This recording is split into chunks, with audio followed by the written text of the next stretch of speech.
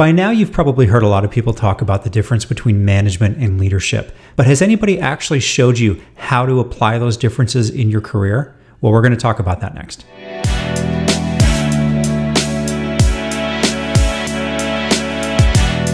Hey everyone, welcome to the channel. If you've been here before, welcome back. If this is your first time, thanks so much for being here. We talk about the tools, tips, and tricks that the world's best run hotels use every day on this channel. So if that sounds like something you're interested in, hit that like button. It just helps the video get found by other people who are like-minded and wanting to grow in their hospitality careers. So I want to talk about the difference between management and leadership, but not in the typical traditional sense. And the reason for that is that there's plenty of videos and there's a lot of literature out there that talk about the differences, but there's not a lot of discussion about the practical application of those differences and why it matters. So at a high level, you know that management or managing is all about getting a task done. And leadership is about creating an environment where people want to do the work. It's about inspiration. But when it comes to applying those differences in your career, I want to give you some examples here. In fact, we're going to cover 5 different elements between managing and leading that you can pick up any one of them today and make a difference in your career, make a difference in your team, and make a difference in your personal life. And the first thing we're going to talk about is the difference between executing and improving. So execution is very important, especially if you're in operations. Execution and getting things done is the name of the game. And the higher up that you go in an operations capacity, the more important not only is it going to be that you're able to get things done, but you need to get things done through other people. But it's not just enough to get things done. You can have a very long checklist of things that need to happen and be very good at either getting through that checklist or getting other people to go through that checklist. That execution part of things. Or maybe you're planning an event where a lot of different inputs need to come together. You've got to execute that event very well. But it's a very different thing to take a step back as you're going through that execution, or maybe after the fact, and look at ways that you can improve the process. So maybe you've got steps within that checklist, tasks that need to get done that really don't provide any value. Maybe you're making it difficult for people to do their jobs, or maybe you're taking them away from doing the actual important things about their jobs. What you would do if you were managing is just rigidly sticking to the practical execution of a task. So a leader takes a step back, brings the people together, and talks about ways that they can improve the execution of whatever it is that they're working on. Maybe there's elements within a checklist that can be combined or taken out and redistributed or reallocated to other departments. Maybe there's something that goes on through the event phase that can be more streamlined, whether it's the pre-planning, the execution, or what you do after the fact. Whatever it is that you're working on, don't just rigidly stick to the execution of something. You want to always be looking for ways to improve. Okay, so the second piece is being meticulous versus being a mentor. So this speaks again to the first point that we were talking about, execution versus improvement. Meticulous is how well are you doing those tasks that are assigned either to you or somebody else.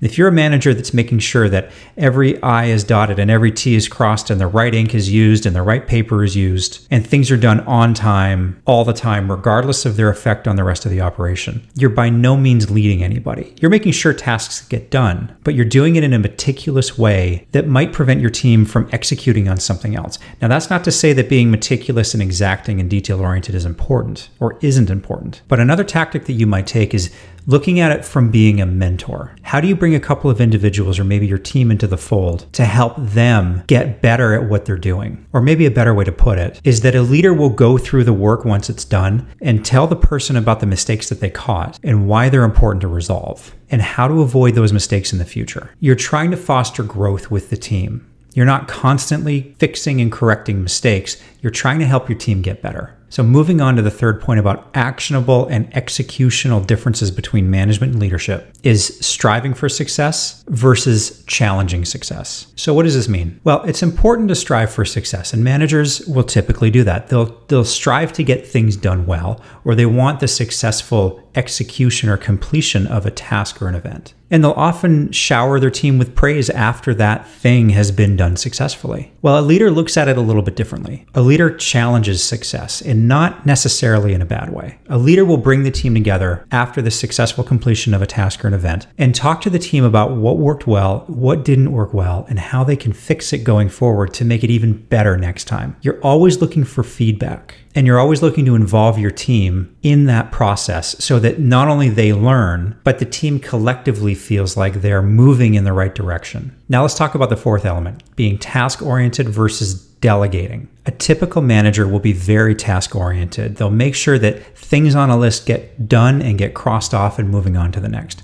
Now you have to have this quality if you want to be a good executor in your business. What's the point in having checklists and making lists of things to do if you're not going to get them done? That's very important. But if you're in a supervisory or management capacity and you have other people working with you, if you take on all of the work, that's certainly not good for you and it's not good for anybody else on your team. You have to be able to delegate tasks. Not only does it take items off your plate and frees you up to do other important things like checking in with the team, like being strategic and planning for the future, it also gives you an opportunity to think, which is a very underrated but very important aspect of being a manager. If you're able to delegate tasks to other people on your team, it fosters an incredible sense of trust and it develops the next generation of people behind you to help them progress in their career. You're opening their eyes and they're expanding their horizon on what they need to be prepared to do as they move into different parts of their career. Delegating is incredibly important, and it's a skill that as you move up the ladder is going to be more and more important to not only recognize, but get comfortable doing. And this rolls into the fifth point, being a doer versus being a motivator. Now, I talked about this at the beginning, that a leader's job is to create an environment that inspires people, that makes them want to do the things that need to get done. Well, this last step very much speaks to that. Managers are excellent doers. They're great at detailing a plan. They're great at making sure that all the steps are in place and that the things that need to get done.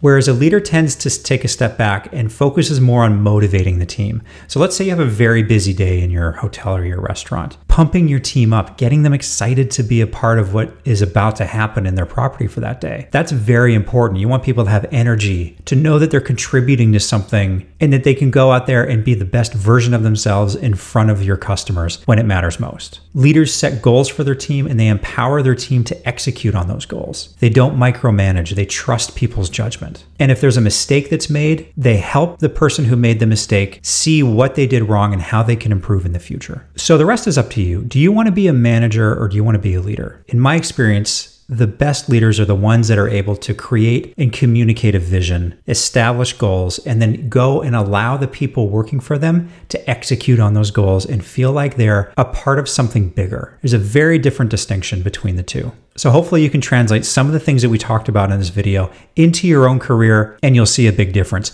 Don't feel like you need to start doing everything right out of the gate. Start with something small, very minimal delegation. Maybe start talking to your teams in a different way. Start problem solving with more people than just yourself. Involve other people in the discussions. I promise you, you're going to see benefit. So that's it for today. Thanks for tuning in. If you want to learn more, please tune into the Proven Principles podcast. We release episodes every Wednesday where we dive deeper into topics just like this. Thanks again for listening. Until next time.